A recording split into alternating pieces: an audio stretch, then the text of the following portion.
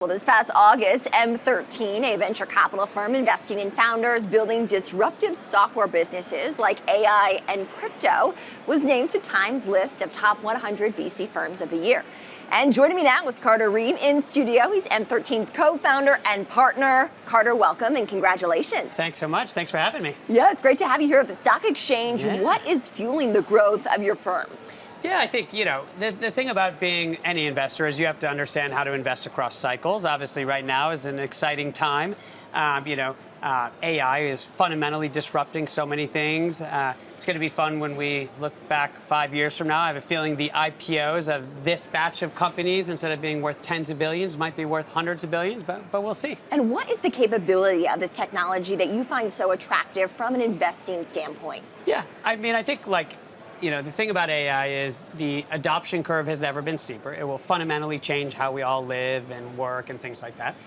Right now, everyone's talking about the technology, which is incredible technology. I think, for an early stage investor like us and M13, the key for us is how do we get the implications of the technology right? What are the business models that are no longer possible? The idea that just investing in AI is going to make us rich is a fallacy. We have to understand where the right value layers are, where we should be putting our capital to get exposure to the technology. And what are some of the firms in your portfolio that stand out to you when it comes to this? Yeah, I mean, I think it's kind of every industry is going to be evolved. Take something like Allocate, they're disrupting the private markets, RIAs, family offices, using LLMs and AI to kind of remove a lot of the inefficiencies in investing in the private markets, hyper-personalization.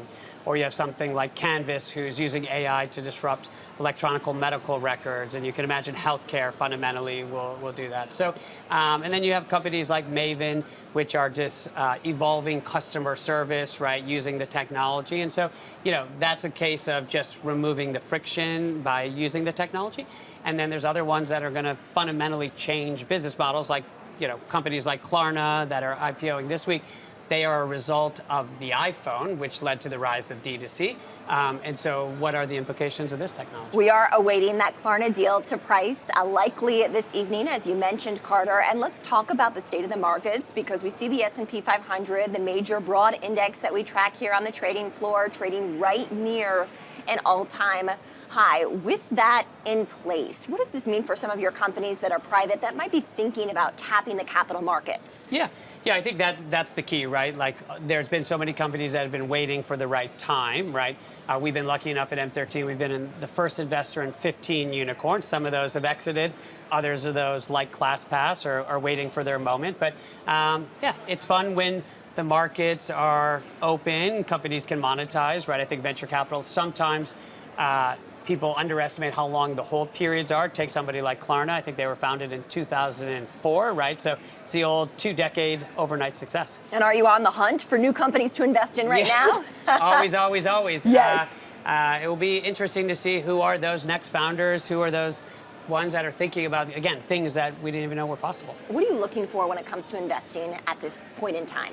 Yeah, I think one of our theses is how do we go look at sleepy markets that can be disrupted using technology. So take a company in our portfolio called Polymorphic. They're using AI to disrupt local municipalities and the CRM and the software they're running.